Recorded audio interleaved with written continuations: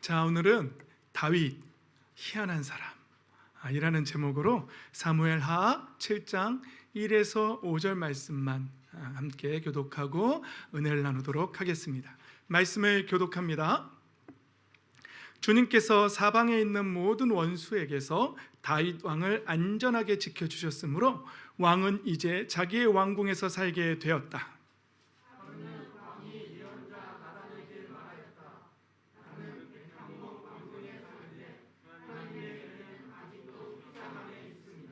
나단이 왕에게 말하였다. 주님께서 임금님과 함께 계시니 가셔서 무슨 일이든지 계획하신 대로 하십시오.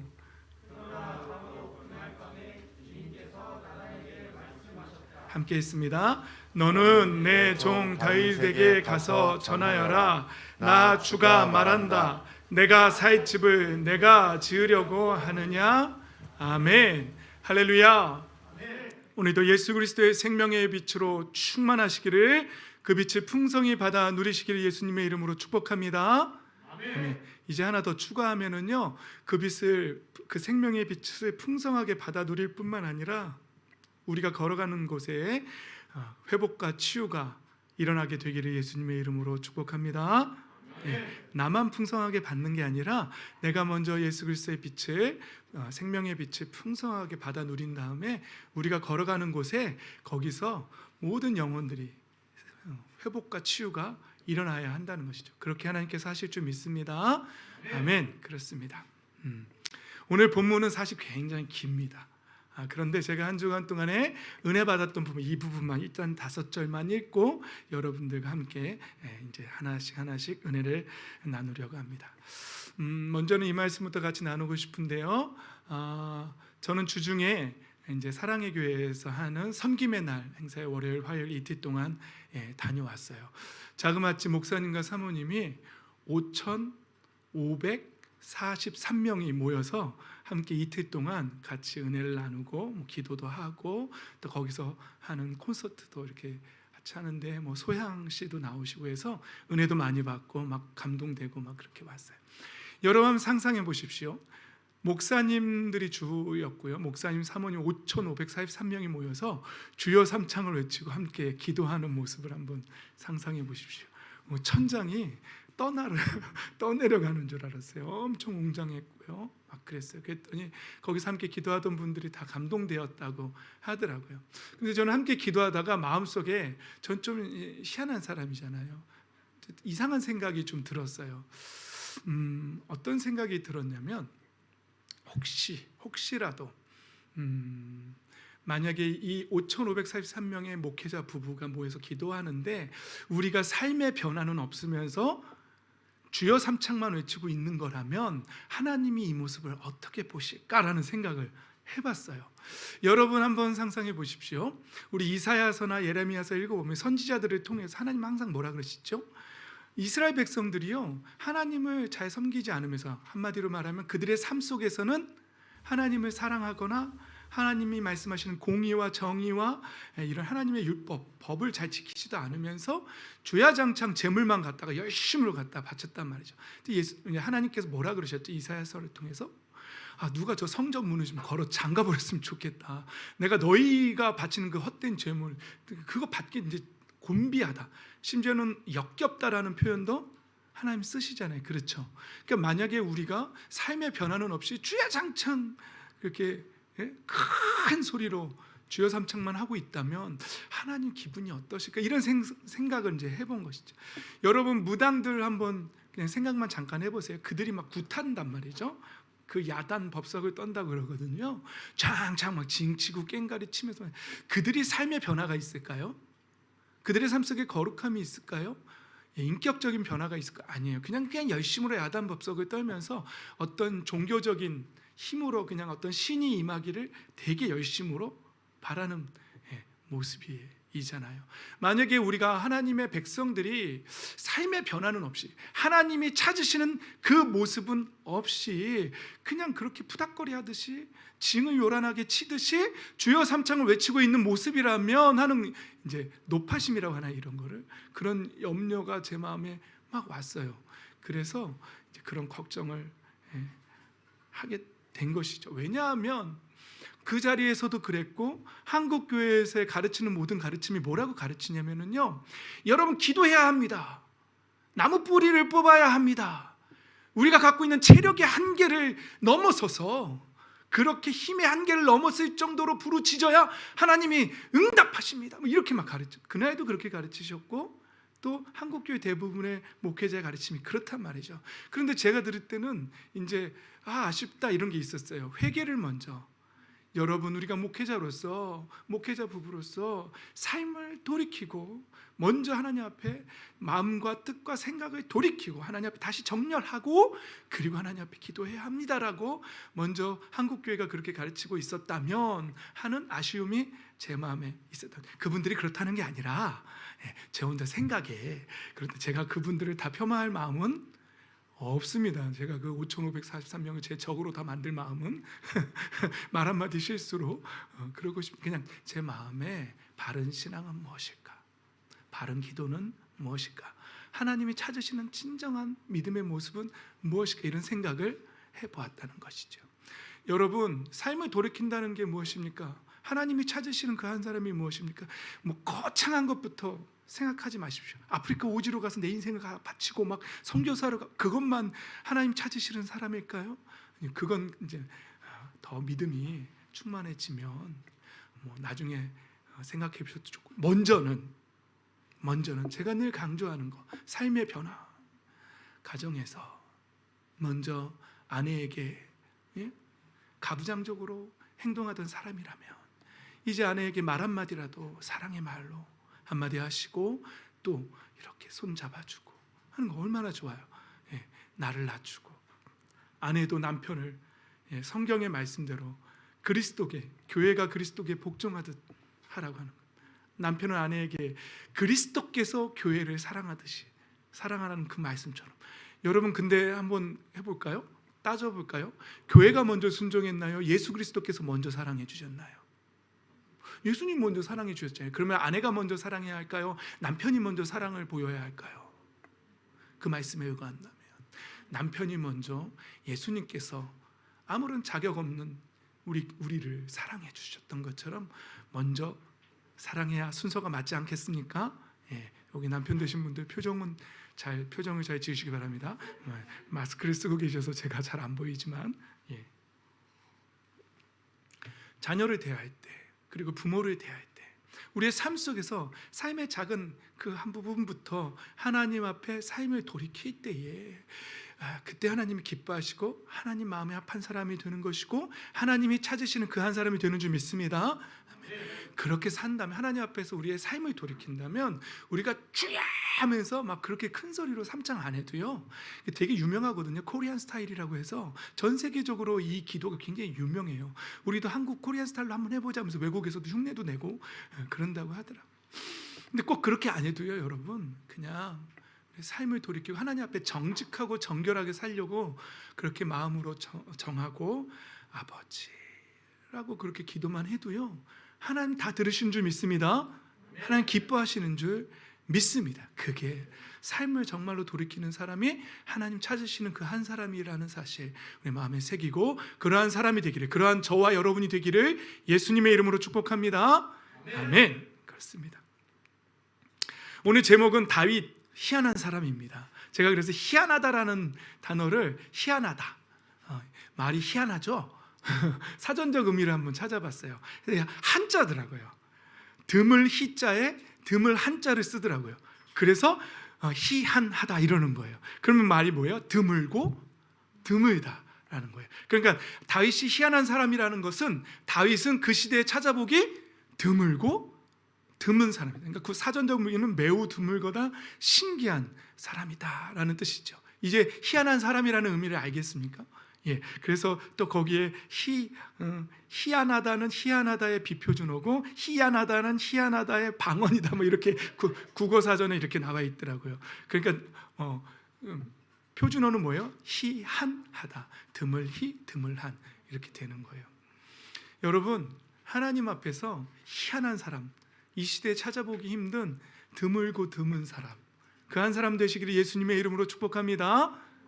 그런데요, 이게 좋은 의미의 희한한 사람도 있고요, 나쁜 의미의 희한한 사람도 있어요. 범죄자들도 뉴스에 가끔 나오는 범죄자들 있잖아요. 그 사람들도 참 이 시대에 찾아보기 드문 희한한 사람이기는 희한한 사람 맞아요. 그렇죠? 여러분 하나님 찾으실 때 참 이 아이는 참 좋은 쪽으로 희한한 사람이 되고 싶으세요? 나쁜 쪽으로 희한한 사람이 되고 싶으세요? 좋은 쪽으로 희한한 사람 되시기를 축복합니다. 그렇습니다. 다윗은 왜 희한한 사람이 되었는지 아세요? 하나님 앞에? 오늘 본문에 보면은요, 다윗이 이런 마음을 품어요. 나는 백향목 왕궁에 사는데 하나님의 궤는 아직도 휘장 안에 있습니다. 이러는 거예요. 나단 선지자를 만나서 말을 하는 거야. 다윗 왕의 선지자님, 나는 이렇게 좋은 집에서 사는데 우리 하나님의 궤는 아직도 휘장 안에, 텐트 같은 곳에, 천막 안에 있어요. 난 이게 참 마음이 쓰여요. 이 다윗이요, 그 시대에 아무도 이 마음을 품지 않는데 다윗은 이 마음을 품는 거예요. 이게 희한한 사람이라는 거예요. 그 시대에 찾아보기 드물고 드문 사람이라는 사실이. 그래서 나단이 하고 싶은 대로 하라고 그랬어요. 그런데 하나님께서 이 다음에 나오는 말씀이 이거예요. 내가 살 집을 네가 짓겠다고? 이러시는 거예요. 근데 이게 이제 주석적으로 이제 학자들이 풀어놓은 의미들은, 너는 전쟁을 너무 많이 치렀기 때문에 너는 내 집을 지을 수 없어, 이 말씀에서 이제 그렇게 찾아가더라고요. 그런데 저는 이 말씀을 묵상할 때 저는 개인적으로 어떻게 들렸냐면요, 아무도 여지껏 그런 생각을 한 사람이 없는데 내가 살 집을 네가 짓겠다고? 네가 그런 마음을 품었다고? 이 희한한 사람일세. 하나님이 생각할 때 너는 이 시대에서 찾아보기 참 드문 사람이다, 이렇게 들린 거예요, 저한테는. 그리고 7절에도 이렇게 말하는 거예요. 내가 이스라엘의 어느 지파에게 내가 백향목집 지어달라고 말한 적이 있느냐? 난 그런 말 한 적이 한 번도 없는데, 난 그걸 요구한 적도 없는데, 내가 내 집을 이제 모세를 통해서 천막을 진 적은 있어요, 하나님께서. 그리고 그곳에 언약궤를 두라고. 언약궤가 상징하는 건 뭐죠? 여호와의 이름으로 불려지는 거예요. 그리고 하나님이 임재하시는 것, 하나님의 임재를 상징하는 거예요, 이 언약궤를. 그런데 그 천막을 지으라고 모세를 통해서 명령한 적은 있지만 백향목집을 지으라고 하나님이 명령하신 적이 없어요. 근데 다윗이요, 이 시대에 유일하게 이 생각을 하는 거예요. 그러니까 하나님이 이 말씀에서 내가 그런 말 한 적이 없는데 내가 살 집을 네가 지을 생각을 했다고? 이 참 희한한 녀석이네. 이렇게 하나님 말씀하시는 것 같은 거죠. 그래서 제가 제목을 다윗 희한한 사람이라고 이렇게 지은 거죠. 사실은 다윗이 희한한 사람은요, 그래서 다윗은 먼저는 이런 복을 받아요. 다윗이 이 희한한 사람이 되었기 때문에 하나님께서 다윗을 되게 기뻐하세요. 그러니까 아까 이 말씀에서 네가 내 집을 짓겠다고? 내가 언제 요구한 적 있어? 이게 싫어서 하신 말 같으세요, 하나님이? 싫어서 하신 말이라면 복을 주시면 안 되죠. 그런데 다윗에게 그 다음에 복을 주신단 말이에요. 그럼 하나님이 기뻐하셨다는 거예요? 싫어하셨다는 거예요? 기뻐하셨다는 거죠. 다윗이 그 마음을 품은 게 기뻐하셨다는 것이죠, 하나님께서. 그래서 한번 이 노란 글씨를 한번 읽어볼까요? 시작.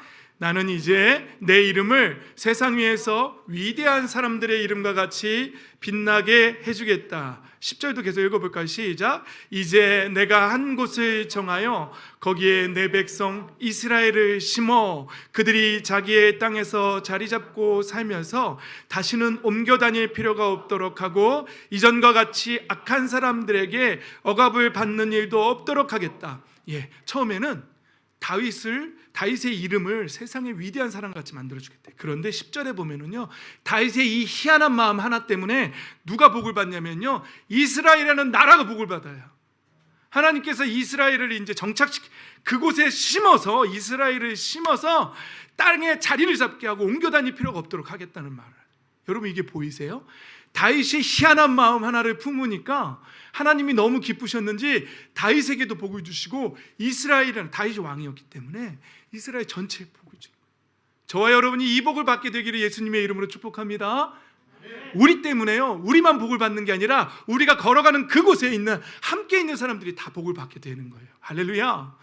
아멘. 그런 것이죠. 복이 계속 이어져요.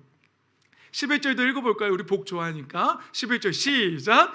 이전에 내가 나의 백성 이스라엘에게 사사들을 세워준 때와는 달리 내가 너를 너의 모든 원수로부터 보호하여서 평안히 살게 하겠다. 다윗의 집안을 왕조로 세우겠다는 거예요. 여러분, 다윗 전에 사울 왕이 있었어요. 그런데 사울 왕은요, 왕조라고 말하기는 좀 그래요.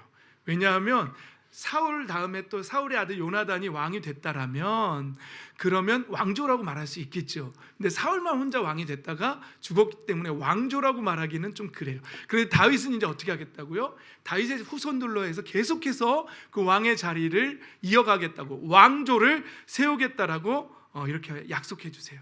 그리고 후계자를 세우겠다라고, 그리고 튼튼하게 하겠다라고 하나님 약속하십니다. 나는 그의 나라의 왕위를 영원토록 튼튼하게 하여 주겠다. 그런데 그가 나의 이름을 드러내고 집을 지을 것이다. 예, 누구죠? 솔로몬이죠. 솔로몬이 집을 지을 것이라고 그렇게 약속을 받습니다. 그리고 사울에게서 나의 총애를 거두어 나의 앞에서 물러가게 하였지만 너의 자손에게서는 뭐라고요? 총애를 거두지 아니하겠다. 이런 약속을 받습니다. 약속이 굉장히 장황하죠. 많죠. 한 번에 다 이해가 안 되죠. 그런데 다윗은 이 자기가 받은 약속을 한마디로 요약해요. 어떻게 요약하는지 아세요? 다윗은 축복을 이렇게 요약해요. 내가 너의 집안을 세우겠다 하고 말씀하여 주셨으므로, 이렇게 말해요. 다윗은 이 말씀을 어떻게 받냐면, 하나님이 나의 집안을 세우겠다고 하시는구나, 이렇게 받은 거예요.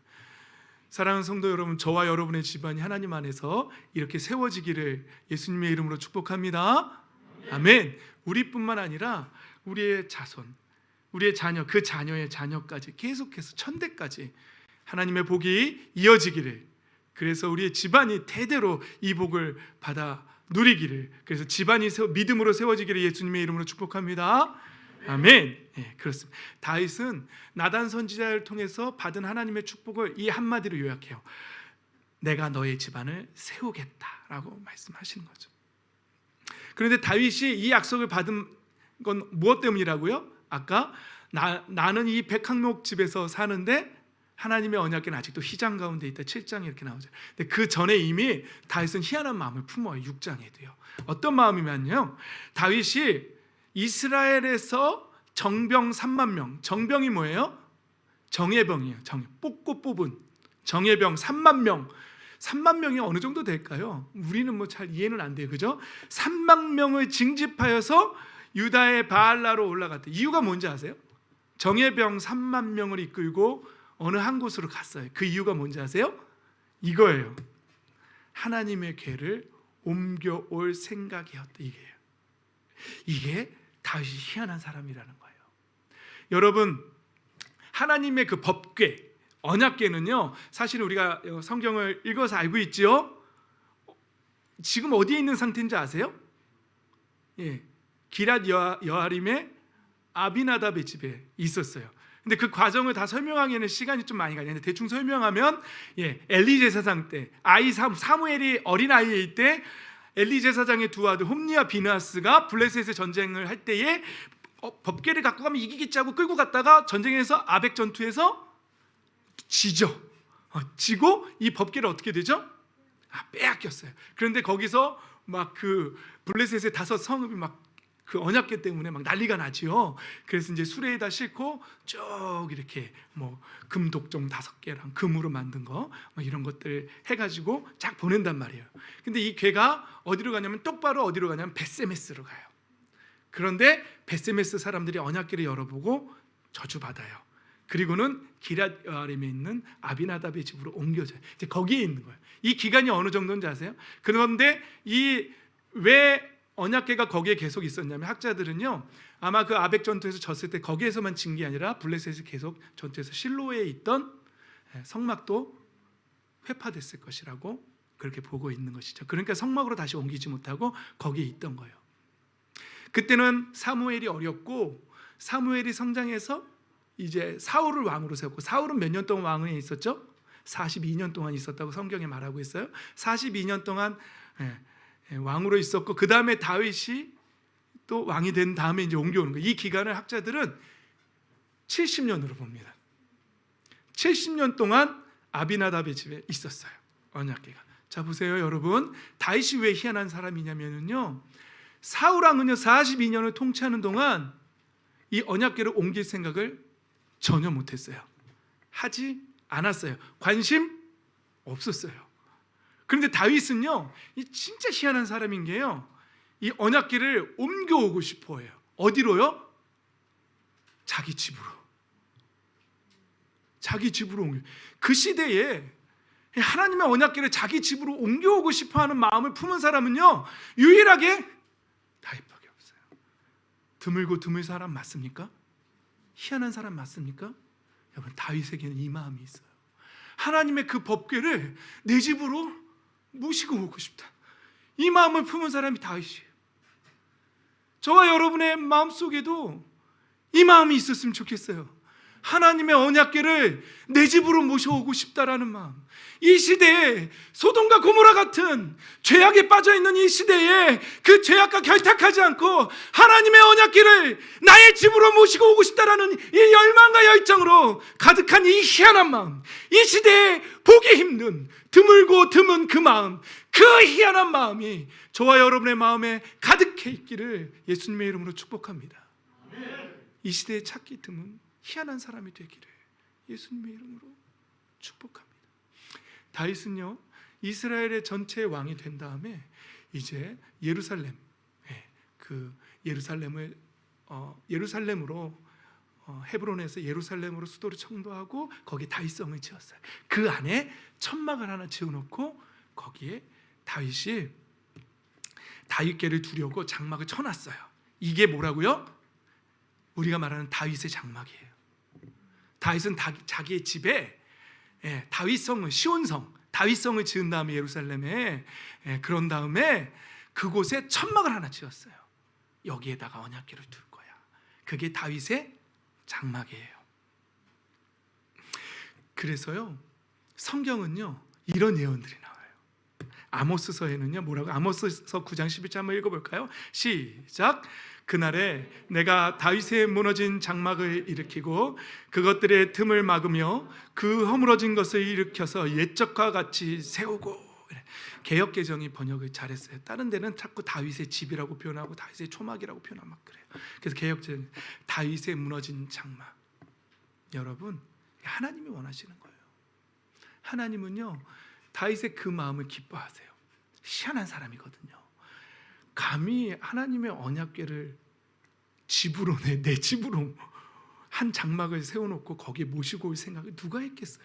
그런데 하나님이 그게 너 안 돼, 그러면 안 되라고 하셨다면 어떻게 하셨을까요? 사실 그 언약궤를 옮길 때에 우사가 그 언약궤를 떨어질까 봐 잡았을 때 어떻게 됐죠? 하나님 싫어하실 땐 죽여버리세요. 베레스 우사라는 지역이 됐잖아요. 그렇죠? 그래서 그런 과정들이 다 제가 다 얘기하진 않지만, 하나님이 만약에 다윗이 자기 개인 집으로 다윗의 장막으로 언약궤를 옮기는 것을 하나님이 싫어하셨다면 하나님 싫다고 하셨을 거예요. 그리고 죽이셨을 거예요. 그런데요 하나님 그게 아니라 이 다윗의 무너진 장막을 다시 일으켜 세우겠다고 하나님 그거 기뻐하시는 거예요. 복을 주세요. 할렐루야. 그리고 하나님이 원하시는 것은 이 시대에 이 무너져버린 다윗의 장막을 다시 일으켜 세우겠다라고 하나님 말씀하셔요. 이 말씀을요 이제 사도행전 15장에 가면은요 이 말씀이 뭐냐면요, 바울과 바나바가 그 할례 문제로 예루살렘 교회에 가서요 거기서 보고해요. 그때요 주의 형제 야고보가 이 아모스의 말씀을 인용해요. 선지자들의 말씀이 이와 일치하도다 기록된 바 이후에 내가 돌아와서 다윗의 무너진 장막을 다시 지으며 또 그 허물어진 것을 다시 지어 일으키리. 그러니까 이방 사람들한테 복음이 들어가고 그들이 예수 그리스도를 영접하고 그들이 성령으로 이제 방언의 역사들이 막 나타나니까 하나님이 그들에게 성령을 나누어 주신 것들을 베드로를 통해서 고넬료의 집을 통해서 먼저 그것을 보여주신 것처럼 바울과 바나바가 이방으로 전도 여행을 갈 때 그들도 성령을 받고 하나님의 나라의 언어들을 막 쓰는 것을 보여줬거든요. 그래서 그것을 주의 형제 야고보가 뭐라고 표현했냐면 선지자의 말과 일치하도다. 다윗의 무너진 장막을 다시 회복시켜 주신다고 하셨는데 바로 그 장면들이 이방인들이 예수 그리스도의 복음을 받고 하나님의 나라로 회복되는 것을 다윗의 장막의 회복이라고 본 거예요. 할렐루야. 아멘. 저와 여러분의 마음에 성령님을 모시고 하나님의 나라가 이곳에 임했다면 우리도 다윗의 장막이 회복된 사람들인 줄 믿습니다. 아멘. 이 시대에 하나님께서는 그것을 원하고 계신 거예요.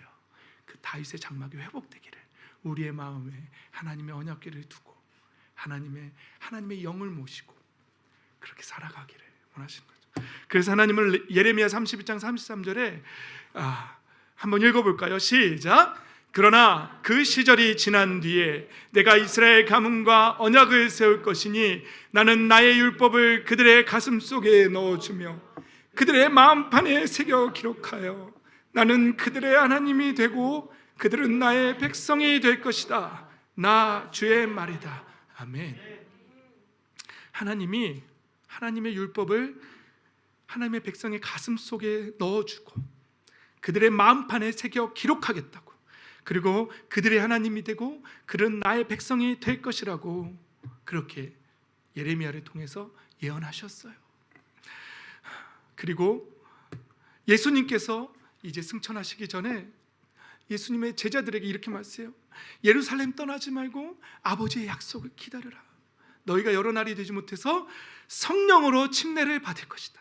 이렇게 말씀하시는 거예요.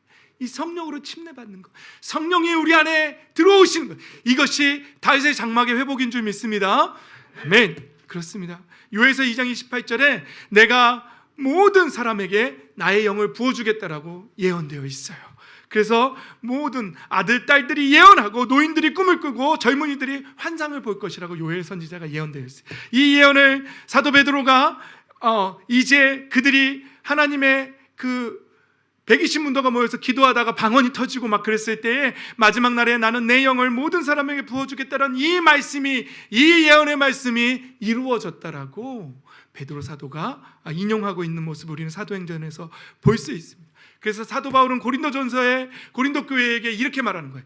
여러분은 하나님의 성전이며 하나님의 성령이 여러분 안에 거하신다는 것을 알지 못합니까? 우리는 예수 그리스도의 십자가의 보혈로 우리의 죄의 문제가 해결됐고 그 안에 죄의 문제가 해결된 우리의 마음 안에 예수 그리스도를 영접하는 순간 하나님의 영을 부어주셔서 하나님의 거룩하신 영이 우리 안에 임재하신 줄 믿습니다.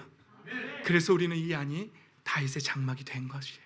그것을 회복하겠다고, 마지막 때에 하나님께서 회복하겠다라고 그렇게 여러 선지자를 통해서 예언하신 것이죠.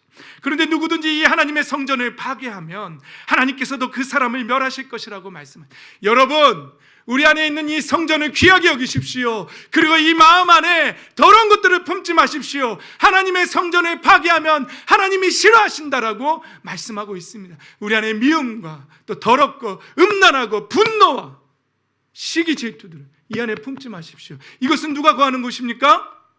다윗의 장막, 하나님의 언약궤가 모셔 있는 곳, 하나님의 성령이 임하고 계신 곳, 우리 하나님의 진정으로 원하시는 그 성전, 하나님이 정말로 거하고 싶어 하시는 그곳, 이곳이 바로 그곳이라는 것입니다. 이곳에 다른 더러운 어떤 것도 품어서는 안 된다는 사실입니다.